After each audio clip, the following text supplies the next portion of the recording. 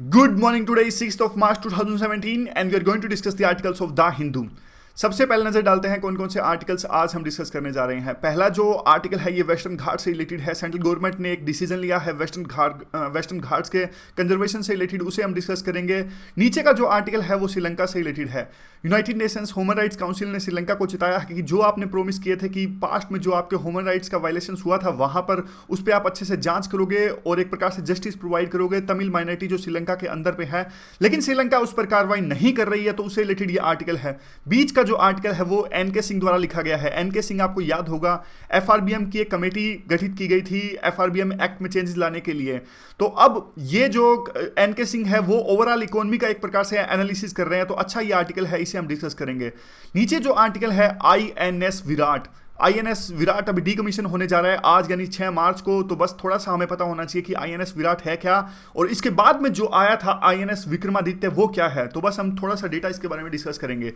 यहां का जो आर्टिकल है आपको याद होगा एक भारतीय की हत्या हुई थी हेट क्राइम के तहत यूएस में, उसके बाद में भी इस तरह के इंसिडेंट्स देखने को मिल रहे हैं। तो इस आर्टिकल में काफी हिस्ट्री डिस्कस की गई है कि 1920 में क्या हुआ था, 1923 में कुछ ऐसा इंसिडेंट हुआ था। तो वो आप हमारे एग्जाम के लिए महत्वपूर्ण नहीं है, आप इसे मत पढ़िएगा, टाइम वेस्ट है ये।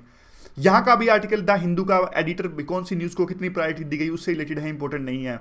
ये भी किसी एक बुक के बारे में पॉलिटिक्स से रिलेटेड है। ये आर्टिकल एक बेंगलोर का आर्टिकल है, तो ये तो पॉलिटिक्स का है, लेकिन 20 सेकंड में आपको बता देता हूँ हुआ क्या है।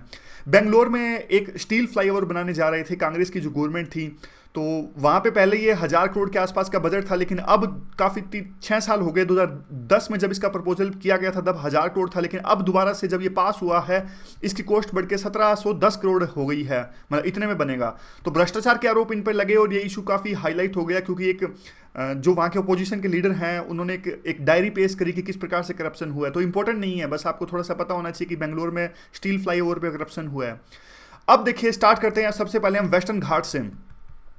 वेस्टर्न घाट की लोकेशन देखिए तो वेस्टर्न घाट काफ़ी राज्यों से ये जाता है। गुजरात में है वेस्टर्न घाट, महाराष्ट्र में है, गोवा में है, केरला में है, तमिलनाडु में है। यहाँ पे देखिए महाराष्ट्र, गोवा, कर्नाटक, केरला एंड तमिलनाडु, ये पूरी लाइन जाती है। अपना जो वेस्टर्न कोस्ट है इंडिया का वहाँ से ये जाती है पूरी लाइन, और ईस्टर्न घाट यहाँ से आता है। तो दोनों का एक प्रकार से जो मिलान होता है वो नीलगिरी के आसपास होता है। नीचे कन्याकुमारी है, कन्याकुमारी तक ये फैला हुआ है वेस्टर्न घाट। और काफ़ी बायोडाइवर्सिटी यहाँ पर है। ड्रेनेज सिस्टम काफ़ी अच्छा है, यहाँ से काफ़ी नदियाँ निकलती है। नासिक से निकलती है गोदावरी, कृष्णा, कावेरी, काफ़ी नदियाँ यहाँ से निकलती है जो भारत के एक 40% एरिया को सींचती हैं। सारी जो साउथ इंडिया में ऑलमोस्ट जो इरिगेशन होता है वो वेस्टर्न घाट से निकली हुई नदियाँ प्रोवाइड करती हैं। और एक ये इंपॉर्टेंट आप कह सकते हैं रोल भी निभाते हैं साउथ वेस्ट मानसून से। आपको याद होगा कि साउथ वेस्ट जो मानसून है वो यहाँ से आता है, ये नीचे इक्वेटर है, तो फिर वो यहाँ से जो एक सेकेंड यहाँ से आपने देखा होगा जो हवाएं चलती हैं फिर जो मानसून लाती हैं, यहाँ से एक ब्रांच यहाँ से आती है, एक दूसरी ब्रांच भी होती है, वो सर्दियों में भी आता है, वो नॉर्थ ईस्ट मानसून वो अलग है। ठीक है, तो कहने का मतलब है कि वेस्टर्न घाट की इंपॉर्टेंस है, वेस्टर्न घाट की काफ़ी इंपॉर्टेंस है और कहाँ कहाँ तक ये फैला हुआ है इस पर क्वेश्चन बनता है। और भी इसकी क्या क्या इंपॉर्टेंस है। इंपॉर्टेंस ये है कि देखिए काफ़ी इसमें हमारी जो वाइल्ड लाइफ सेंचुरीज हैं, नेशनल पार्क्स हैं, कुल मिला के आर्टिकल में लिखा गया कि 39 प्रॉपर्टीज़ हैं। प्रॉपर्टीज़ का मतलब ये कहते हैं नेशनल पार्क्स है, वाइल्ड लाइफ सेंचुरीज हैं और रिजर्व फॉरेस्ट हैं। ये सारी चीज़ें हैं वेस्टर्न घाट्स के अंदर में। मानसून में एक इंपॉर्टेंट रोल प्ले करते हैं ये। और ऐसे फॉरेस्ट इसके अंदर में है जो बहुत ज़्यादा रिच डाइवर्सिटी है, बायोडाइवर्सिटी है, और नई नई स्पीसीज भी यहाँ देखने को मिलती है हर साल। और कुछ तो स्पीसीज ऐसी है जिन पे अभी तक पता ही नहीं है हमें, मतलब अभी तक प्रॉपर रिसर्च ही नहीं हुई है उस पर। इसी कारण इतनी जो बायोडाइवर्सिटी है वेस्टर्न घाट्स के अंदर में, तो नॉर्मन मिरर्स ने इन्होंने बायोडाइवर्सिटी का कंसेप्ट दिया था। पहले तो ये जान लेते हैं कि बायोडाइवर्सिटी का हॉटस्पॉट होता है वो होता क्या है। देखिए वेस्टर्न घाट जो है हमारा एक हॉटस्पॉट है। बायोडाइवर्सिटी हॉटस्पॉट वो होते हैं जिसमें या तो कम 0.5% वस्कुलर प्लांट्स और एंडेमिक्स हो पूरे वर्ल्ड के, यानी 1500 स्पीसीज कम से कम होनी चाहिए इस रीजन में, वो हैं यहाँ पर।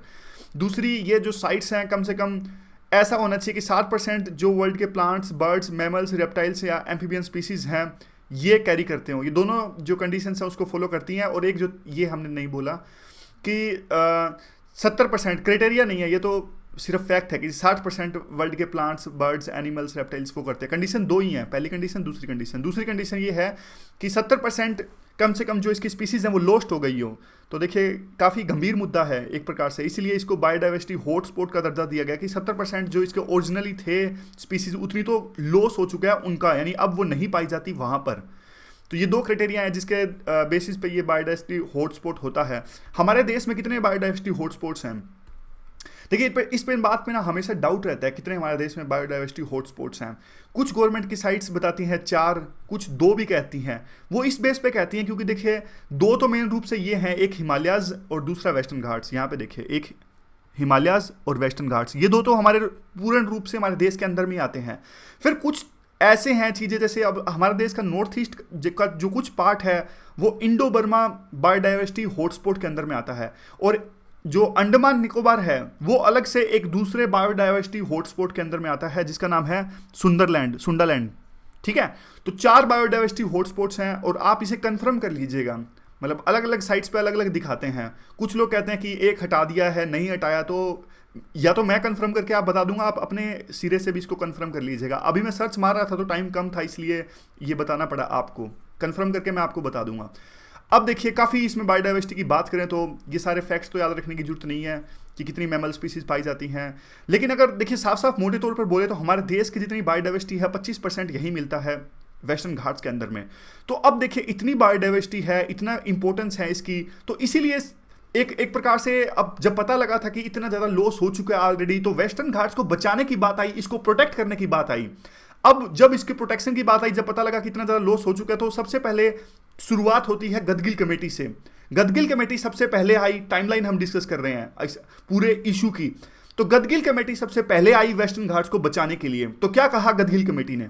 गदगिल कमेटी ने कहा कि देखिए आप एक western Ghats ecological experts panel का गठन कीजिए, और उन्होंने गदगिल कमेटी ने सारे के सारे वेस्टर्न घाट्स को इकोलॉजिकल सेंसिटिव जोन्स में कन्वर्ट कर दिया और कहा कि देखिए पूरा का जो पूरा एरिया है वो इकोलॉजिकली काफ़ी सेंसिटिव है।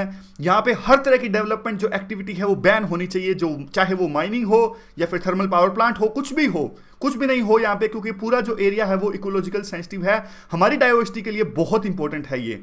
तो एक प्रकार से देखिए, अब सोच के देखिए, अब वहाँ पे वेस्टर्न घाट्स में काफ़ी लोग भी रहते हैं, वहाँ पे ट्राइबल्स भी रहते हैं, और कुछ वहाँ पे डैम वगैरह भी बना रहे हैं जो गवर्नमेंट्स हैं, केरला की गवर्नमेंट्स है। जैसे अगर फैक्ट्स के तौर पे देखें तो 2 डैम बना रहे थे ये, एनथ्रीपेली केरला द्वारा बनाया जा रहा था और गुंडिया का कर्नाटका द्वारा बनाया गया था।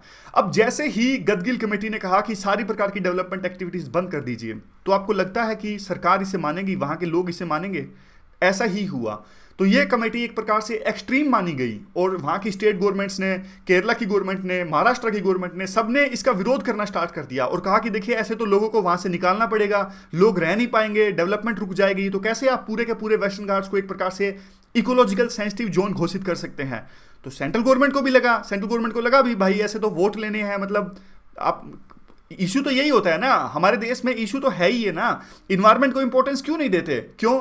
क्योंकि देखिए अगर इन्वायरमेंट को एक लेवल के बाद में इंपॉर्टेंस देने लगते हैं, जैसे गंगा है, गंगा इसीलिए तो साफ होती नहीं है। सबको पता है कानपुर में पूरे जो चमड़ा उद्योग है वहां से जाता है चमड़ा, सबको पता है इंडस्ट्रियल जो एफ्लुएंट्स होते हैं वहां गंगा में भाए जाते हैं, फिर भी कोई कार्रवाई नहीं करता। क्यों? क्योंकि सरकारों को पता है अगर उन पर कार्रवाई हुई तो उद्योग बंद हो जाएंगे, तो हमको कोई वोट नहीं देगा। सब वोटों की राजनीति है ये, और इसलिए मतलब कहीं ना कहीं देखिए बैलेंस स्थापित करने की जरूरत है। सीधी सी बात यही है, डेवलपमेंट तो होनी ही चाहिए क्योंकि मॉडर्न टाइम्स ऐसा है, डेवलपमेंट को कोई रोक नहीं सकता, लेकिन इन्वायरमेंट भी जरूरी है। दोनों चीजें हैं, कल को इन्वायरमेंट नहीं बचेगा तो आने वाली जनरेशन को क्या देंगे हम? तो फिर गदगिल कमेटी को डाइल्यूट करने के लिए आई कस्तूरी रंजन की कमेटी। कस्तूरी रंजन ने थोड़ा संयम बरता और इन्होंने कहा कि देखिए पूरा आप वेस्टर्न घाट को मत एक प्रकार से बैन कीजिए, इकोलॉजिकल सेंसिटिव एरिया मत घोषित कीजिए।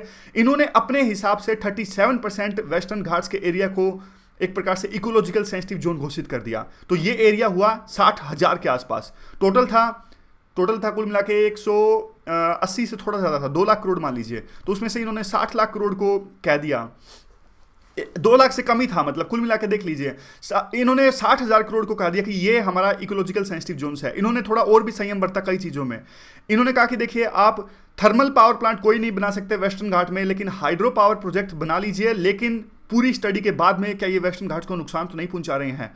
रेड इंडस्ट्रीज, माइनिंग वगैरह सब बंद कर दीजिए, और जो अभी चल रही हैं उनको 5 सालों के अंदर अंदर फेज आउट कर दीजिए। तो कुछ कुल मिला के थोड़ा इन्होंने संयम बरता। इन्होंने किसानों के लिए जो अब पहले देखिए काफ़ी सारे इश्यूज और भी आते हैं, जैसे अब कई बार क्या होता है, अब किसान जो वहाँ पे खेती करते हैं, गदगिल जो पिछली कमेटी थी ये वाली जिसने पूरे बैन कर दिया था, तो किसान अपनी खेती कहाँ करेंगे अगर ये जो कमेटी की रिपोर्ट इंप्लीमेंट हो जाती तो। इसीलिए कस्तूरी रंजन ने किसानों के लिए भी थोड़ा संयम बरता और कहा कि जो खेती कर रहे हैं वहाँ पे उनको करने दीजिए। तो कुल मिला के ये हुआ। तो कस्तूरी रंजन तक यानी दूसरी जो कमेटी आई उन्होंने 60,000 को कहा, 37% को कहा। उसके बाद क्या हुआ, उसके बाद क्या हुआ कि 60,000 को पे भी जो वहाँ की गवर्नमेंट से, केरला की गवर्नमेंट, कर्नाटक की गवर्नमेंट, उन्होंने विरोध करना स्टार्ट कर दिया और कहा कि 60,000 यानी 37% है, वो भी बहुत ज़्यादा है, आप इतना मत बैन कीजिए, यानी उतने एरिया पे आप कोई भी ह्यूमन एक्टिविटी को मत बैन कीजिए। तो फिर दोबारा से इन्होंने कहा कि दोबारा से इन्होंने निकलवा दिया 3,117 किलोमीटर का एरिया, यानी फाइनली 56,825 किलोमीटर का एरिया पर कोई भी ह्यूमन एक्टिविटी को बैन करना था, उसको प्रिजर्व करना था वेस्टर्न घाट की। क्या ऐसा हुआ? नहीं, फिर भी नहीं हुआ। अब दोबारा से एक प्रकार से अब ये हुआ है जिस पर ये पूरा आर्टिकल आधारित है और ये अब इश्यू दोबारा से उभर के आया है, इसे भी सेंट्रल गवर्नमेंट नहीं इंप्लीमेंट कर रही है। अब सेंट्रल गवर्नमेंट ने दोबारा से एक नोटिफिकेशन जारी की है पब्लिक डोमेन में कि आप बताइए आपकी क्या राय है कि कितना एरिया हमें अभी ह्यूमन एक्टिविटी के लिए बैन करना चाहिए और वेस्टर्न घाट्स का बचाना चाहिए। तो कहने का मतलब द हिंदू अब ये कहता है कि सेंट्रल गवर्नमेंट जो है बार बार एक प्रकार से विल पावर नहीं दिखा रही है वेस्टर्न घाट्स को बचाने के लिए। तो अब ये दोबारा से नोटिफिकेशन की जरूरत ही नहीं थी, यानी एक प्रकार से डिले हो रहा है। क्यों? क्योंकि अब देखिए अब 60 दिनों के लिए पब्लिक को नोटिफिकेशन रहेगी पब्लिक डोमेन में, दोबारा से सेंट्रल गवर्नमेंट कुछ ना कुछ वहां की कहेंगी, दोबारा से वो अपनी रिप्रेजेंटेशन देंगी, दोबारा से इशू लंबा खींचेगा ये। तो एक प्रकार से जल्द इस पे कोई ठोस कदम उठाने चाहिए और इसको ला बनाना चाहिए, नहीं तो कमेटी पे कमेटी आई जा रही है और वो जो बायोडाइवर्सिटी लॉस है वहां पे होता ही जा रहा है, उसको रोका नहीं जा रहा है। अब यहां पे देखिए वे फॉरवर्ड में क्या आता है। वे फॉरवर्ड में ये आता है कि देखिए एरिया पे विवाद है। सबसे बड़ा क्वेश्चन तो है ही है कि जब भी कुछ एरिया को ह्यूमन एक्टिविटी को बैन करने की बारी आती है तो स्टेट गवर्नमेंट्स, इंडस्ट्रीज, ये सारे के सारे एक मत होकर गवर्नमेंट की उस नोटिफिकेशन का विरोध करने लगते हैं। और क्वेश्चन ये है कि कितना एरिया वेस्टर्न घाट्स को प्रिजर्व किया जाए और डेमार्केशन जो लाइन है वो कहाँ पे होनी चाहिए, और क्या अगर मान लीजिए 37% एरिया करते हैं या फिर 30% जितना भी करते हैं प्रिजर्व या फिर यानी उसको इकोलॉजिकल सेंसिटिव जोन घोषित करते हैं, तो क्या बचा हुआ एरिया उसका अंधाधुंध एक्सप्लॉयटेशन हो सकता है? क्या इसका मतलब यह है? कतई नहीं, यह नहीं होना चाहिए। इसका मतलब यह नहीं कि जो बचे हुए एरिया को पूरा एक्सप्लॉयटेशन होना चाहिए, उसका भी कुछ ना कुछ रेगुलेशन होना चाहिए, ऐसा द हिंदू कहता है। और इसका जीता जागता सबूत है देखिए गोवा में जिस प्रकार से इलीगल माइनिंग हुई, वहाँ की कितना ज़्यादा इकोलॉजी वहाँ की प्रभावित हो चुकी है, इन्वायरमेंट कितना ज़्यादा नष्ट हो चुका है गोवा का। उससे सबक लेते हुए हमें जल्द से जल्द इस वेस्टर्न घाट्स पे सेंट्रल गवर्नमेंट को कोई ना कोई कानून बनाना चाहिए। और गदगिल ने जो अपनी कमेटी दी थी वो सिर्फ एक लैंड को कंसीडर ना करते हुए बायोडाइवर्सिटी को भी कंसीडर किया था, जैसे फिशीज, मछलियां वगैरह, या फिर जो मेडिकल के प्लांट डाइवर्सिटी है उसको, कितने वहाँ की जो बायोडाइवर्सिटी है इंपॉर्टेंट है, उसको भी कंसीडर किया था। तो अभी बात ये है कि हमें वाइडर और बहुत ज़्यादा ओपन कंसल्टेशन की आवश्यकता है लोगों के साथ में, लेकिन कंसल्टेशन के साथ साथ हमें साइंटिफिक इंसाइट्स की भी आवश्यकता है। दोनों को, पब्लिक पार्टिसिपेशन प्लस में साइंटिफिक इंसाइट्स मिला के ही जल्द से जल्द कोई डिसीजन लेना चाहिए। और जब ये प्रोसेस इंप्लीमेंट हम करेंगे तो देखिए काफ़ी तरह के सॉल्यूशंस निकल के आएंगे, जैसे कम्युनिटी लेड इकोलॉजिकल टूरिज्म या फिर एग्रो इकोलॉजिकल फार्मिंग, इस तरह के कंसेप्ट्स निकल के आएंगे कि कम्युनिटी है वो खुद इकोलॉजिकल टूरिज्म को बढ़ावा दे ताकि उनको भी एम्प्लॉयमेंट के सोर्स मिले। तो पूरा का पूरा देखिए नेशनल कंसल्टेटिव प्रोसेस होनी चाहिए, यही कहते हैं आर्टिकल में। अगला जो आर्टिकल है श्रीलंका और ह्यूमन राइट से रिलेटेड है। आखिरकार हुआ क्या है? देखिए यूनाइटेड नेशंस ने पिछले हफ्ते एक रिपोर्ट जारी की और उन्होंने श्रीलंका को चेताया कि आपके देश में जो पहले ह्यूमन राइट्स के वायलेशंस हुए थे तमिल माइनॉरिटी के खिलाफ में, आप उस पर अच्छे से कार्रवाई नहीं कर रहे हो जैसा आपने वादा किया था। तो थोड़ा सा क्या वादा किया था, क्या हुआ था, हम 1 मिनट के अंदर अंदर बैकग्राउंड जान लेते हैं। देखिए श्रीलंका में तमिल्स माइनॉरिटी में हैं और वहाँ पे वो अलग से देश की मांग कर रहे थे। एक मूवमेंट उभर के आई थी, वहाँ पे प्रभाकरन थे, लिट्टे था, उन्होंने ये मूवमेंट चलाई थी। और तमिल आपको पता है हमारे देश में मेजर जो तमिल्स हैं वो हमारे देश में रहते हैं, तो काफ़ी संख्या में वहाँ पे तमिल्स पे अत्याचार हुआ श्रीलंका के अंदर में और काफ़ी समझौते हुए थे। देखिए 1947 में हमारे देश के बीच में और श्रीलंका के बीच में एक समझौता हुआ था जिसमें हमने श्रीलंका के अंदर शांति सेना भी भेजी थी, काफ़ी हमारे जवान शहीद हुए थे वहाँ पे। तो फिर आखिरकार श्रीलंका ने 2008 में एक लिट्टे के खिलाफ में युद्ध किया। राजापक्से उस टाइम सरकार में थे। 2008 के आसपास लिट्टे के खिलाफ में एक ऑपरेशन चलाया श्रीलंका की गवर्नमेंट ने। अब आरोप यह लगता है कि श्रीलंका ने जब ये लिट्टे के खिलाफ में ऑपरेशन चलाया था, लिट्टे जो कि सो कॉल्ड तमिल मिलिटेंट्स थे, वहां पर अलग से देश की मांग कर रहे थे, तो वहां पे इन्होंने ऑपरेशन चलाते चलाते काफी निर्दोष लोगों की वहां पे जाने गई, वहां पे तमिल्स के जो लैंड थे वो छीन लिए गए और काफी लोग मिसिंग हैं अभी भी, और ह्यूमन राइट्स का रेप वगैरह के वायलेशंस हुए, ह्यूमन राइट्स के काफी वायलेशंस हुए हैं सॉरी, ह्यूमन राइट्स के काफी वायलेशंस हुए हैं। इस तरह के कई आरोप लगे वहां पर श्रीलंका की आर्मी पर। तो ये इशू काफी हाईलाइट हुआ, हमने भी आपत्ति जताई, और यूएन की जो ह्यूमन राइट्स काउंसिल है वहां पे भी डिसीजन, वहां पे भी ये इशू हाईलाइट हुआ। तो बाद में देखिए राजपक्षे थे वो सत्ता से हटा दिए गए, यानी इलेक्शंस हुआ था वो हार गए, और सिरिसेना और विक्रमसिंघे, यानी सिरिसेना जो हैं अभी प्रेसिडेंट है श्रीलंका के, और विक्रमसिंघे हैं वो प्राइम मिनिस्टर हैं। तो सिरिसेना ने जब चुन के आए थे वो इसी वादे पर चुन के आए थे कि वो तमिल्स माइनॉरिटीज़ को इंसाफ दिलाएंगे, उनके लैंड्स वापस दिलवाएंगे और ऑटोनमी देंगे उनके रीजन को, और जो जस्टिस दिलवाएंगे, जो लोग गुम हुए हैं पॉलिटिकल प्रिजनर्स को रिहा करेंगे। काफ़ी सारे वादे किए थे। इवन 2015 में एक वादा किया था इन्होंने United Nations human rights council से। तो इन्होंने अपने वादे में ये कहा था श्रीलंका ने United Nations human rights councils को, हम एक हाइब्रिड ट्रिब्यूनल बनाएंगे। हाइब्रिड ट्रिब्यूनल का मतलब ये था कि एक ऐसा ट्रिब्यूनल बनाएंगे जिसमें फॉरेन के जज भी होंगे और हमारे देश के जज भी होंगे, तो दोनों मिलकर डिसाइड करेंगे कि किस प्रकार से इनजस्टिस हुआ है तमिल माइनॉरिटीज़ के खिलाफ में श्रीलंका पे, और उस पर कार्रवाई की जाए। तो ये सारे वादे किए थे। तो अब क्या हो रहा है, प्रोग्रेस क्या है, क्या वो वादे कंप्लीट हुए, क्या तमिल्स को इंसाफ मिल पाया वहां पर श्रीलंका में, तो उससे रिलेटेड ये आर्टिकल डिस्कस किया गया है। तो United Nations human rights councils ने चिंता जाहिर करी और कहा कि देखिए सीरियस कंसर्न्स हैं, डिले आप कर रहे हो श्रीलंका को। सिरिसेना को उन्होंने कहा कि आपने जो वादा किया था पिछले साल 2015 में उस पर आप डिले कर रहे हो, वार क्राइम्स को आप इन्वेस्टिगेट नहीं कर रहे हो अच्छे से, और जो प्रॉमिस किए थे उसको नहीं निभा रहे हो। तो एक प्रकार से जो अकाउंटेबिलिटी है आपकी नहीं है। इस प्रकार से जो मोमेंटम पहले आया था पीस इस्टेब्लिश करने के लिए, वो मोमेंटम है वो धीरे धीरे लूज हो रहा है। तो यहाँ पे देखिए अभी भी एक एक्सेसिव फोर्स, अभी भी फोर्स का इस्तेमाल होता है वहाँ पे तमिल माइनॉरिटीज़ के खिलाफ में। गाहे बगाहे टॉर्चर के आरोप भी लगते रहते हैं कि टॉर्चर किया जाता है उनको, और आर्बिट्ररी अरेस्ट तमिल माइनॉरिटीज़ को किया जाता है श्रीलंका के अंदर में। तो अभी भी ये इस तरह के केसेस सामने निकल के आते हैं, तो उस पर भी एक प्रकार से चिंता जारी करी United Nations human rights councils ने। काफ़ी स्लो प्रोग्रेस हुई है, हालांकि देखिए कुछ तो हुआ है लेकिन काफ़ी स्लो है प्रोग्रेस। जो राजपक्षे थे इससे पहले, सिरिसेना से पहले जो श्रीलंका के प्रेसिडेंट थे, उन्होंने तो कुछ भी नहीं किया था। लेकिन ये बात बिल्कुल सही है कि सिरिसेना ने थोड़ा बहुत तो किया है, लेकिन वो काफ़ी कम किया है, काफ़ी स्लो प्रोग्रेस है। किया क्या है इन्होंने कॉन्स्टिट्यूशनल और लीगल रिफॉर्म्स की प्रोसेस स्टार्ट करी, और जो लोग गुम हुए थे वार के दौरान में, मिसिंग पर्सन्स हैं, उनको एक प्रकार से ढूंढने के लिए या फिर उनके बारे में पता करने के लिए एक ऑफिस का गठन इन्होंने किया। अब जो इन्होंने नहीं किया वो डिस्कस करते हैं। इन्होंने दो चीज़ों ऐसी थी जिसको इंप्लीमेंट करने से ये मुकर गए। कौन कौन सी वो दो चीज़ें हैं? एक तो ये है कि देखिए हाइब्रिड जुडिशियल मैकेनिज्म, यानी फॉरेन जज और इनके डोमेस्टिक जज, इनको घरेलू जज श्रीलंका के, दोनों मिलकर इस प्रकार के ह्यूमन राइट्स वायलेशंस की जांच करेंगे। उस बात पे ये आगे नहीं बढ़ पाए हैं, उस ट्रिब्यूनल का गठन ये अब तक नहीं कर पाए हैं। दूसरा, जो मिलिट्री ने जो लैंड ले रखा है जो श्रीलंका के अंदर में तमिलियंस का, वहां पे वो भी अभी तक मिलिट्री द्वारा खाली नहीं किया गया है। तो ये दूसरा इशू है, इस पे कोई एक्शन नहीं लिया है श्रीलंका की गवर्नमेंट ने। तो वे फॉरवर्ड क्या है? देखिए जो लेटेस्ट की जो यूएन की रिपोर्ट है ऐसे टाइम पे आती है कि काफ़ी जो तमिल फैमिलीज़ हैं अभी प्रोटेस्ट कर रही हैं एडमिनिस्ट्रेटिव ऑफिस के सामने कि जो नॉर्थ और ईस्ट में जो लैंड लिए गए थे वो आप लौटाइए, नॉर्थ और ईस्ट श्रीलंका में। यहाँ पे देखिए, यहाँ पे नॉर्थ है और यहाँ पे ईस्ट श्रीलंका है, यहाँ पे ज़्यादा तमिलियंस रहते हैं, ठीक है। तो अब दिक्कत ये है कि श्रीलंका की गवर्नमेंट कार्रवाई क्यों नहीं करती?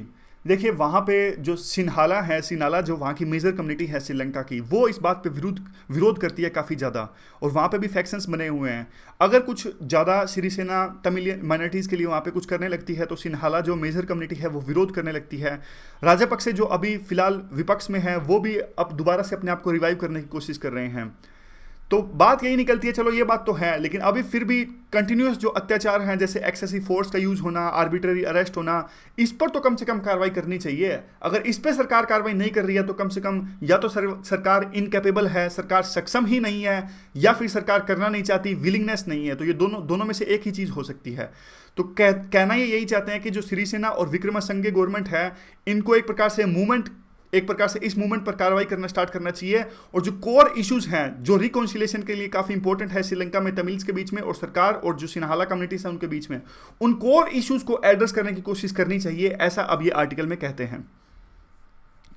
अब चलते हैं हम अगले आर्टिकल की तरफ में। ये आर्टिकल है एन के सिंह का, ये भी काफ़ी अच्छा आर्टिकल है। देखिए, हमारी इकोनॉमी ने आउट परफॉर्म कर दिया क्रिटिक्स को। नोटबंदी इंप्लीमेंट हुई, नोटबंदी के बाद में काफ़ी क्रिटिक्स ने कहा कि हमारी जो जीडीपी है अब नोटबंदी के बाद में कम हो जाएगी, जॉब्स का एक प्रकार से जो जीडीपी ग्रोथ रेट है वो कम होगी, जॉब्स लूज होंगी काफ़ी ज़्यादा, और भी काफ़ी तरह के एक प्रकार से पैसिमिज्म दर्शाया गया था हमारे इकोनॉमी के ऊपर में। तो वो सब नहीं हुआ। जो हमारे जीडीपी के लेटेस्ट आंकड़े हैं जो सीएसओ द्वारा बताए गए थे, जो एस्टिमेट्स बताया गया था जीडीपी का, उसमें ऐसा कुछ भी नहीं निकलने को आया, और वही ये बता रहे हैं। ये कहते हैं कि देखिए हमारी इकोनॉमी काफ़ी अच्छा परफॉर्म करने जा रही है, और जो सीएसओ के रीसेंट आंकड़ों ने यह बता दिया है। और जो फोर्थ क्वार्टर में हालांकि कुछ करेक्शन देखने को मिल सकता है, क्योंकि अभी जो आंकड़े आए थे वो थर्ड क्वार्टर के आए थे। थर्ड क्वार्टर कौन सा होता है, ये फाइनेंशियल ईयर जो अप्रैल से स्टार्ट होता है, तो 3-3 महीने के क्वार्टर होते हैं, तो तीसरे क्वार्टर के आंकड़े आए थे। तो ये कहते हैं कि देखिए हालांकि फोर्थ क्वार्टर के जो आंकड़े आएंगे उसमें इनफॉर्मल सेक्टर को लेकर थोड़ा बहुत इंपैक्ट देखने को मिल सकता है, क्योंकि आपको भी पता है देखिए इनफॉर्मल जो सेक्टर होता है वो कई बार काउंट नहीं होता जीडीपी के आंकड़ों में। इनफॉर्मल सेक्टर कौन सा होता है, देखिए कई बार जैसे आपने देखा होगा कि गाँव में, छोटे कस्बों में वो छोटी छोटी इंडस्ट्रीज होती हैं, छोटे छोटे उद्योग होते हैं, जो गवर्नमेंट की निगाह में भी नहीं होते, ना वो टैक्स भरते हैं, बस वो छोटे लेवल पे काम करते हैं। तो इनमें कितनी जॉब्स का लॉस हुआ, ये सब क्या उन पे फर्क पड़ा, तो वो सब कई बार ना सेंट्रल गवर्नमेंट उनको कंसीडर नहीं कर पाती, क्योंकि वो टैक्स वगैरह तो भरते नहीं, वो सेंट्रल गवर्नमेंट के किसी भी फॉर्मल मैकेनिज्म के अंदर में नहीं आते। तो थोड़ा बहुत तो ये रहता है। अब ये कहता है कि देखिए होपफुली ये कहते हैं कि अब आने वाले टाइम में जो डिजिटलाइजेशन होगा और कैश ट्रांजैक्शंस कम होगी, तो ये उम्मीद जाहिर करते हैं कि इनफॉर्मल इकोनॉमी है वो कम होगी और फॉर्मल हो जाएगी जो ये इनफॉर्मल इकोनॉमी है। लेकिन फिर भी जिस प्रकार से क्रिटिक्स कह रहे थे कि कोलैप्स हो जाएगा जीडीपी ग्रोथ का, वाइड स्प्रेड अनएम्प्लॉयमेंट आएगा, या फिर जो जॉब वर्कर्स हैं वो अपनी जॉब्स को लूज करेंगे, ऐसा तो कुछ भी नहीं हुआ। और जो जीडीपी एस्टिमेट सिर्फ ये हमारे सीएसओ के द्वारा नहीं बल्कि 2 वर्ल्ड की ऐसी प्रतिष्ठित ऑर्गेनाइजेशंस हैं, उन्होंने भी यही कहा कि भारत की इकोनॉमी अच्छा परफॉर्म करने जा रही है। वो कौन सी 2 प्रतिष्ठित ऑर्गेनाइजेशंस हैं वर्ल्ड की जिन्होंने ऐसा कहा इंडिया के बारे में, वो है article 4th consultations of 2017, IMF का है ये, और दूसरा है इकोनॉमिक सर्वे। इकोनॉमिक सर्वे किसका, ये ओईसीडी का, organisation for economic cooperation and development, ये यूरोप का है, 34 कंट्रीज हैं इसके अंदर में। तो इन्होंने देखिए एक ही बात कहा, इन्होंने भी कंक्लूड किया हमारी इकोनॉमिक ग्रोथ के बारे में। इन्होंने कहा कि देखिए हमारी इकोनॉमिक ग्रोथ रोबस्ट यानी मजबूत है, और कंजम्पशन डिमांड है वो बड़ी है, जिसकी वजह से हमारी इकोनॉमी है वो अच्छा ग्रो करेगी आने वाले टाइम में, और स्ट्रक्चरल रिफॉर्म्स भी काफ़ी ज़्यादा हुए हैं और होने वाले हैं हमारी इकोनॉमी के अंदर में, और तीनों कारण हैं जो रिस्पॉन्सिबल हैं अच्छी खासी ग्रोथ के लिए। उसके बाद में ये कहते हैं कि देखिए क्या साइंस है, कैसा ऐसा देखने को मिला, किस बेस पे उन्होंने इस तरह का एस्टिमेट दिया जो वर्ल्ड की प्रतिष्ठित ऑर्गेनाइजेशंस हैं इंडिया के बारे में। इन्होंने कहा कि देखिए जो फिस्कल कंसोलिडेशन है वो काफ़ी कंटिन्यूड है। फिस्कल कंसोलिडेशन क्या होता है, फिस्कल डेफिसिट को कम करना फिस्कल कंसोलिडेशन है, कोई लंबा चौड़ा कंसेप्ट नहीं है इसके अंदर में। तो फिस्कल यानी कहने का मतलब ये है कि जब गवर्नमेंट अंधाधुंध पैसा ना खर्च करे, अगर आप लेमन टर्म्स में कहें कि अंधाधुंध पैसा जब गवर्नमेंट ना खर्च करे और पैसों का बचाव करे, ताकि ऐसा ना हो कि जो कर्जा है वो बहुत ज़्यादा बढ़ जाए, तो उसका होता है। और वैसे टेक्निकल टर्म्स में ये होता है कि देखिए जो जितना गवर्नमेंट के पास में रेवेन्यू आता है, रेवेन्यू माइनस में एक्सपेंडिचर, चाहे इसको आप एक्सपेंडिचर माइनस में रेवेन्यू कर दीजिए, वो तो फिस्कल सरप्लस या फिस्कल डेफिसिट हो जाएगा। अगर पैसा गवर्नमेंट के पास में ज़्यादा है तो वो फिस्कल सरप्लस हो जाएगा, पैसा कम होता है यानी आमदनी कम है, खर्चा ज़्यादा है, तो फिस्कल डेफिसिट हो जाएगा। फिस्कल डेफिसिट को कम करना वो हो जाता है फिस्कल कंसोलिडेशन।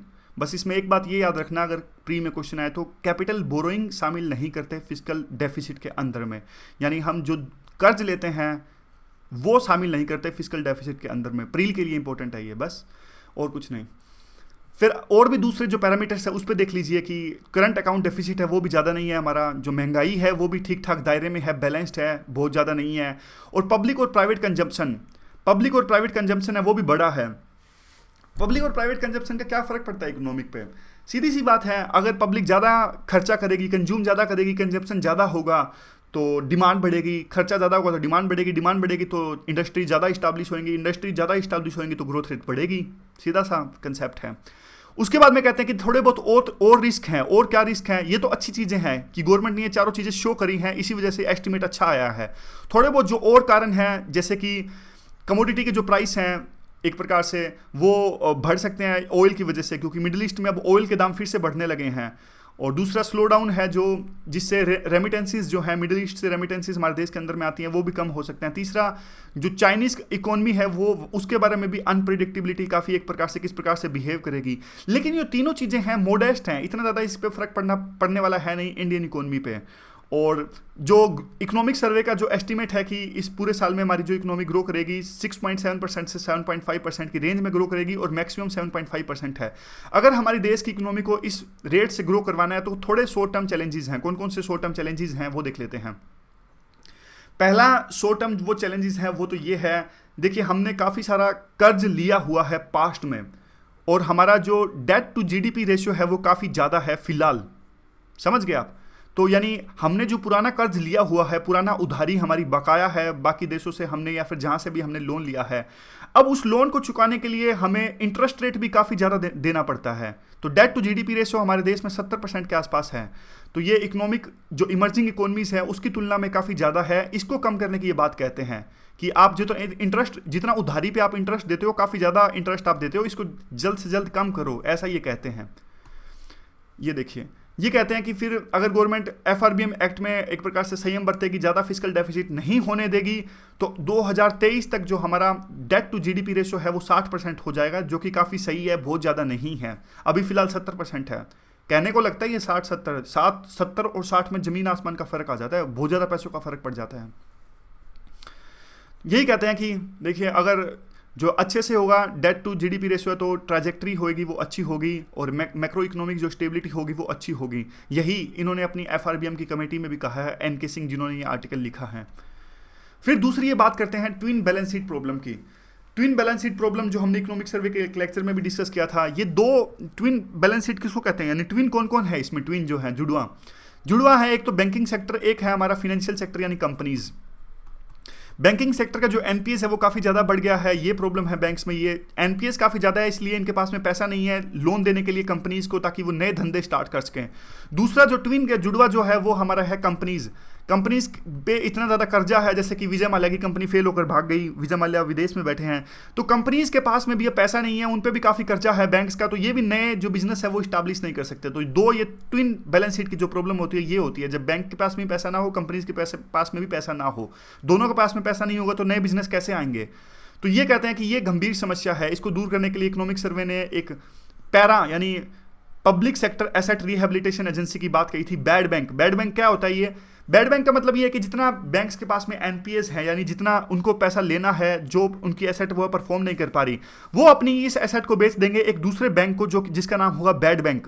अब वो उसकी गारंटी होगी बैड बैंक की, उसका काम होगा कि आप पैसा वसूल के लाइए कंपनी से। बैंक्स का क्या फायदा होगा इससे?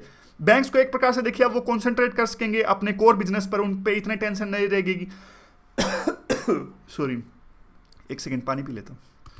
तो ये जो पैरा का सजेशन दिया था हमारे इकोनॉमिक सर्वे जो आया था अरविंद सुब्रमण्यम साहब ने, बैड बैंक उसमें बनाया जाएगा। तो बैड बैंक से ये फायदा होगा कि बैंक्स जो हैं, बैंक्स अब कॉन्सेंट्रेट कर सकेंगे अपने कोर वर्क पे, और कुछ तो उनको पैसा मिलेगा देने के लिए। बैड बैंक यानी उनसे पैसा, उनको वो एसेट जो है बैंक्स की जो नॉन परफॉर्मिंग एसेट होती है वो बैड बैंक को बेच देंगे कि आप भैया अगर 100 रुपये हमारे बकाया हैं कंपनीज के, तो आप हमें 100 के बजाय भले ही 70 दे दीजिए, लेकिन आप अपने आप वसूल लीजिए 100 रुपये उनसे जिनसे हमें वसूलने हैं। तो कम से कम बैंक जिनको 100 रुपये लेने हैं कंपनीज से, उनके पास में 70 रुपये तो होंगे, 70 का तो कम से कम वो लोन दे सकेंगे। लेकिन ये कहते हैं, जो एनके सिंह कहते हैं, इतना आसान नहीं है इस प्रॉब्लम को सोल्व करना, मोरल हजार्ड भी है इसके अंदर में। मोरल हजार्ड कैसे कि अगर देखिए जिन्होंने ये, जिनकी वजह से ये नॉन परफॉर्मिंग एसेट की प्रॉब्लम क्रिएट हुई है, उन पे तो कम से कम कार्रवाई होनी चाहिए। अदरवाइज एक रॉन्ग प्रेसिडेंट ये सेट हो जाएगा कि आने वाले टाइम में भी बैंक्स ऐसा ही करेंगे, फिर दोबारा से ये एनपीएस क्रिएट हो जाएंगे, दोबारा से गवर्नमेंट को कुछ करना पड़ेगा। बार बार ऐसा ना हो, इसके लिए कुछ कंटिन्यूड सोल्यूशन होना चाहिए कि बार बार भविष्य में ऐसी प्रॉब्लम पैदा हुए ही ना। तो सिस्टमेटिक सोल्यूशन इस प्रॉब्लम का होना चाहिए। उसके बाद में बैंकिंग में क्या रिफॉर्म्स की बात ये कहते हैं, ये कहते हैं कि देखिए बैंक्स में काफ़ी ज़्यादा एनपीएस हैं, तो उसको सोल्व करने के लिए पॉलिटिकल मिलियू यानी पॉलिटिकल डिसीजन लेना चाहिए, और सिर्फ रूलिंग पार्टी ऐसा डिसीजन ले सके ऐसा मुमकिन नहीं है, तो सभी को साथ आना पड़ेगा, और ताकि जो प्रेजेंट ट्रैजेक्टरी है उसमें बैंकिंग रिफॉर्म लाए जा सकें। तो एक पहले इंद्रधनुष 1 आया था। इंद्रधनुष 1 क्या था? 7 चीज़ें थी इसमें, ABCDEFG 7 चीज़ें थी, तो सबकी अपनी अपनी एक डेफिनेशन थी। A for appointment, B for bank board bureau. Bank board bureau क्या करता था? वो अपॉइंटमेंट्स करता था, और ये सारे थे। E फॉर एम्पावरमेंट, ये आप देख लेना, इंद्रधनुष 1 में 7 चीज़ें थी। तो अब ये कह रहे हैं जैसे 7 बैंकिंग रिफॉर्म्स आए थे इंद्रधनुष 1 में, उसके बाद में अब इंद्रधनुष 2 की आवश्यकता है। 31 मार्च से पहले एसेट क्वालिटी का रिव्यू हो जाएगा, यानी कौन कौन सी बैंक्स की जो एसेट है वो अच्छे से परफॉर्म कर रही है और कौन सी है वो नॉन परफॉर्मिंग एसेट में बदल जाएगी। तो उसके बाद में दोबारा से एक इंद्रधनुष सेकंड लाने की आवश्यकता है। उसके बाद में ये कहते हैं कि देखिए रूल बेस्ड मैनेजमेंट होना चाहिए। रूल बेस्ड कैसे? अब देखिए आपने देखा हो तो काफ़ी सारे देश में हमारे जो डिसीजन लिए जा रहे हैं ना इकोनॉमी से रिलेटेड, वो रूल बेस्ड लिए जा रहे हैं। पहले जो हमारे देश में मॉनिटरी पॉलिसी डिसाइड करते थे वो सिर्फ गवर्नर कर देते थे। अब प्रॉपर एक मॉनिटरी पॉलिसी कमेटी है, 3 मेंबर्स की, 3 आरबीआई के, 3 सेंट्रल गवर्नमेंट द्वारा अपॉइंट किए गए 6 मेंबर्स की कमेटी प्रॉपर डिसाइड करती है कि मॉनिटरी पॉलिसी कैसी होनी चाहिए, जबकि पहले सिर्फ आरबीआई के गवर्नर कर देते थे। जीएसटी काउंसिल देख लीजिए, अब एक प्रॉपर एक काउंसिल है, ये स्टेट्स के फाइनेंस मिनिस्टर्स भी हैं इसमें, हमारे देश के फाइनेंस मिनिस्टर भी हैं, इवन बैंक बोर्ड ब्यूरो जो बैंक्स में अपॉइंटमेंट करेगा। तो कहने का मतलब ये हर चीज़ जो हो रही है आजकल हमारे देश में इकोनॉमी से रिलेटेड धीरे धीरे रूल बेस्ड हो रही है, सिस्टमेटिक ढंग से हो रही है। तो उसी के तहत में अभी एक बैंक काउंसिल का गठन करना चाहिए। क्यों? क्योंकि ये कहते हैं देखिए आरबीआई अभी बैंक से रिलेटेड चीज़ों को टैकल करता है, लेकिन आरबीआई का एक कन्फ्लिक्ट ऑफ इंटरेस्ट है। कन्फ्लिक्ट ऑफ इंटरेस्ट कैसे है? देखिए आरबीआई ही महंगाई डिसाइड कर रहा है, आरबीआई ही डेट मैनेजमेंट कर रहा है, आरबीआई ही जो हमारी मॉनेटरी पॉलिसी डिसाइड कर रहा है, सब काम आरबीआई कर रहा है। तो कन्फ्लिक्ट ऑफ इंटरेस्ट है काफ़ी ज़्यादा, क्योंकि देखिए महंगाई घटती बढ़ती कब है? अगर गवर्नमेंट उधारी ज़्यादा ले ले, मार्केट में पैसा ज़्यादा आ जाए तो महंगाई है वो बढ़ जाएगी। तो एक कन्फ्लिक्ट ऑफ इंटरेस्ट है कि एक तरफ तो आपको उधारी कम ज़्यादा कर रहे हो, दूसरी तरफ आप महंगाई को कम ज़्यादा कर रहे हो। तो आप तो महंगाई कम करने के लिए जानबूझ के सेंट्रल गवर्नमेंट को अलाउ कर दोगे कि आप जो डेट है अपना बढ़ा लीजिए। तो दोनों कामों में टकराव होता है। तो ये काम अलग से इस बैंक से रिलेटेड इश्यूज को टैकल करने के लिए एक बैंकिंग काउंसिल का गठन होना चाहिए। ये बैंकिंग काउंसिल क्या करेगी? जितने भी पहली जो कमेटीज आई हैं, नरसिम्हन कमेटी बैंक से रिलेटेड रिफॉर्म्स को, पीजे नायक कमेटी, गोपाल कृष्ण कमेटी, इनके द्वारा जो कई इनिशिएटिव सुझाए गए हैं उन इनिशिएटिव्स पर चर्चा करेगी और उनको किस प्रकार से इंप्लीमेंट किया जाए, इस चीज़ों को आगे बढ़ाएगी जो ये कमेटी जिसकी ये बात कर रही है बैंकिंग काउंसिल। अगर जो आता है वो ये आता है कि जीएसटी ट्रांसफॉर्मेशन, जीएसटी आने वाला है, काफ़ी बढ़िया इसका इफेक्ट होगा और इससे जो हमारे देश की इनफॉर्मल इकोनॉमी है वो और ज़्यादा फॉर्मल हो जाएगी। तो अब ये कहते हैं कि देखिए लोकल कम्युनिटीज़ हैं, लोकल कम्युनिटीज़ जैसे कि टियर 3 सरपंच वगैरह, जो हमारे जो पंचायत्स हैं, लोकल रिप्रेजेंटेटिव्स हैं, उनको एक प्रकार से इंपावरमेंट की आवश्यकता है जीएसटी के बाद में। 13 फाइनेंस कमीशन और 14 फाइनेंस कमीशन ने दोनों ने ये कहा कि इनहैंस्ड डिवोल्यूशन, यानी उनको ज़्यादा रिसोर्सेज दिए जाएं टियर 3 को, पंचायत्स को, तो ताकि वो टैक्स वगैरह लगा सकें और अपने जो इनकम है आसानी से अपने आप से ढूंढ सकें, वो डिपेंड ना रहे ना सिर्फ सेंट्रल गवर्नमेंट पे बल्कि स्टेट गवर्नमेंट पे भी, कि वो उन्हें पैसे दे तब जाके पंचायत काम करें। इनके पास में ऐसी पावर होनी चाहिए जैसे कि प्रॉपर्टी टैक्स, इनको ऐसे इनेबल बनाया जाए कि ये प्रॉपर्टी टैक्स लगा सकें और खुद ही अपनी फिनेंशियल जो वायबिलिटी है वो ढूंढ सकें, ताकि फिर लोकली ये डेवलपमेंट भी ला सकें। तो ऐसा करने के लिए अभी तक देखिए कहते हैं 15 फाइनेंस कमीशन का गठन तो अभी तक नहीं किया है, लेकिन अगर 15 फाइनेंस कमीशन का भी गठन होएगा तो वो इस बात पे कंसीडर किया जा सकता है कि वो स्टेट्स को इंसेंटिवाइज करें, यानी जो स्टेट्स ज़्यादा इंपावर करते हैं लोकल बॉडीज़ को, उन स्टेट्स को ज़्यादा रिसोर्सेज प्रोवाइड करे, ज़्यादा रेवेन्यू दे सेंट्रल गवर्नमेंट। इस प्रकार का कुछ इंसेंटिवाइजेशन का प्रोविजन किया जा सकता है 15 फाइनेंस कमीशन में। लास्ट में तो ये यही कहते हैं कि देखिए जो कंप्लेसेंसी है वो नहीं होनी चाहिए और हमें कंटिन्यूस एफर्ट्स लगाने की आवश्यकता है ताकि हमारे देश की जो इकोनॉमी है वो ग्रो करती रहे। अल्बर्ट आइंस्टीन ने एक बात कही थी कि हम अपनी प्रॉब्लम्स को सोल्व नहीं कर सकते अगर हम उसी सोच से अपनी प्रॉब्लम्स को सोल्व करेंगे जिस सोच से हमें वो प्रॉब्लम्स हमारे सामने आई थी। यानी अब जिस सोच से प्रॉब्लम्स आई थी उसी सोच से करने लगेंगे तो वो प्रॉब्लम सोल्व नहीं होंगी। तो नई सोच, हमारे पास नई सोच होनी चाहिए जिससे हम अपनी प्रॉब्लम्स को सोल्व कर सकें। तो ये ऐसे में कोट की तरह इस्तेमाल कर सकते हो आप। ये पॉइंट अच्छा पॉइंट है ये लास्ट का। चलिए ये डिस्कस हो गया ये आर्टिकल जो था। अब चलते हैं अगले आर्टिकल की तरफ। आईएनएस विराट डीकमीशन हो रहा है, यानी अब इसका कार्यकाल पूरा हो गया, अब इसे यूज़ में नहीं लाया जा सकता।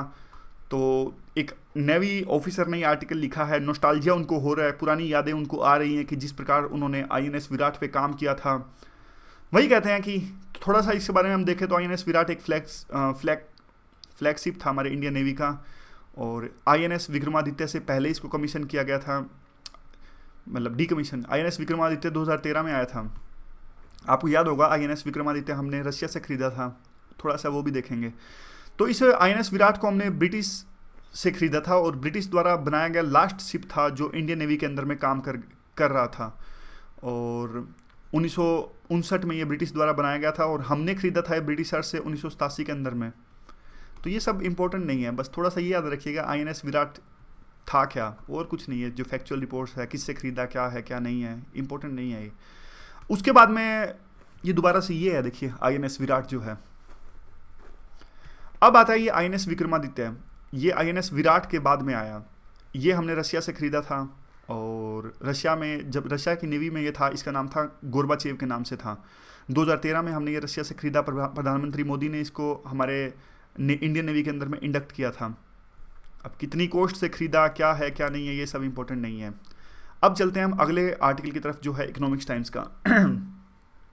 देखिए, रिसेंट फैमिली हेल्थ सर्वे अभी आया है, उसमें काफ़ी सारे हमारे जो हेल्थ इंडिकेटर्स हैं उसमें सॉरी, उसमें एक प्रकार से इंप्रूवमेंट पाई गई है, लेकिन नॉन कम्युनिकेबल जो डिजीज़ हैं उसमें उछाल देखने को मिल रहा है, वो ज़्यादा हो रहे हैं, उसमें बढ़ोतरी हो रही है, जो कि एक चिंता का विषय है। ये देखिए, नेशनल फैमिली हेल्थ सर्वे, जिन्होंने बताया कि इन्फेंट मोर्टेलिटी रेट है वो कम हुई है, सेक्स रेशो काफ़ी अच्छी इंप्रूव हुई है, वैक्सीन की टीकाकरण की जो कवरेज है वो काफ़ी ज़्यादा बढ़ गई है। लेकिन जो चिंता का विषय ये है कि डायबिटीज़ और हाइपरटेंशन जैसे जो नॉन कम्युनिकेबल डिजीज़ हैं वो बढ़ रहे हैं। डायबिटीज़ यानी शुगर, आपको पता ही होगा। पहले इसे अमीरों का डिजीज कहा जाता था और अमीरों का रोग कहा जाता था, और ऐसा कहा जाता था कि सिर्फ अमीर लोग इससे पीड़ित होते हैं, शुगर वगैरह की जो बीमारियां होती हैं उससे। लेकिन आज ऐसा नहीं है। आज हर तरह समाज के जो तबके हैं वो शुगर की बीमारी से पीड़ित हैं, और इसकी वजह से देखिए ज़्यादा लंबे समय तक जो ये शुगर जैसे जो रोग होते हैं, तो उससे जो इन्फेक्शियस डिजीज़ हैं उनका खतरा भी काफ़ी ज़्यादा बढ़ जाता है। और आज हमारे देश की 1/5 जो पॉपुलेशन है वो इस तरह के क्रोनिक जो डिजीज़ हैं उससे पीड़ित हैं। और हमारा जो हेल्थ केयर सिस्टम है वो तो देखिए, पहले तो सबसे बड़ी बात है इनएडिक्वेट है, एक प्रकार से सक्षम नहीं है। जो हेल्थ जो इंफ्रास्ट्रक्चर है वो हमारा मजबूत नहीं है, फंड्स एलोकेट किए जाते हैं वो काफ़ी कम किए जाते हैं। दूसरा, जो बायस्ड है वो कम्युनिकेबल डिजीज़ की तरफ ही ज़्यादा ध्यान देता है, वो नॉन कम्युनिकेबल डिजीज़ की तरफ ध्यान कम देता है। और जो गरीब आदमी के देखिए जो ये नॉन कम्युनिकेबल डिजीज़ होते हैं शुगर जैसे, तो गरीब आदमी पे आउट ऑफ पॉकेट एक्सपेंडिचर काफ़ी ज़्यादा हो जाता है। तो पुअर लोग, जो गरीब आदमी है वो एक्सेस नहीं कर सकता इलाज इस चीज़ का, तो इसलिए वो इलाज से वंचित रह जाते हैं, और डिसेबिलिटी उनके अंदर में आ जाती है। जो परमानेंट डिसेबिलिटी है इन रोगों की वजह से उनकी काम करने की जो क्षमता है काफ़ी कम हो जाती है, और वो अगर इलाज करवाते हैं तो डेट ट्रैप में फंस जाते हैं अपना इलाज करवाने के लिए, यानी जो उधारी की ऐसी गंभीर बीमारी जिसके अंदर में वो जकड़ जाते हैं। तो वे फॉरवर्ड में क्या होना चाहिए, गवर्नमेंट को फोकस करना चाहिए हेल्थ एक्सेस लाने के लिए इस नॉन कम्युनिकेबल डिजीज़ के जो स्फीयर है इसके अंदर में भी। तो गवर्नमेंट इंश्योर करे कि ज़्यादा से ज़्यादा मेडिकल पर्सनल इसके अंदर में हो, और जो दवाइयाँ हो वो भी अफोर्डेबल हो, गरीब आदमी मैनेज कर सकें इन दवाइयों को। सीरियस मेजर्स लेने की आवश्यकता है, जिससे सैनिटेशन है वो भी इंप्रूव की जा सके, और जो एयर और वाटर पोल्यूशन है उसको भी कम किया जा सके, क्योंकि उसकी वजह से ही इस तरह की बीमारियाँ बहुत होती हैं। तो हायर लेवल की इन्वेस्टमेंट, यानी काफ़ी ज़्यादा इन्वेस्टमेंट की आवश्यकता है। स्मार्ट पॉलिसी होनी चाहिए इस तरह से, जो अभी अवेलेबल फंड्स हैं उनको भी अच्छे से यूज़ करे, यूटिलाइज करे, और ज़्यादा प्रॉपर फंड्स का प्रावधान इसमें होना चाहिए, और सारे के सारे सिस्टम को अकाउंटेबल बनाया जाए ताकि नॉन कम्युनिकेबल डिजीज़ में बढ़ोतरी ना हो। शुगर जैसी जो बीमारियां हैं जो लाइफस्टाइल की वजह से होती हैं उसमें बढ़ोतरी ना हो। तो आज की डिस्कशन में बस इतना ही। Thank you very much for discussion.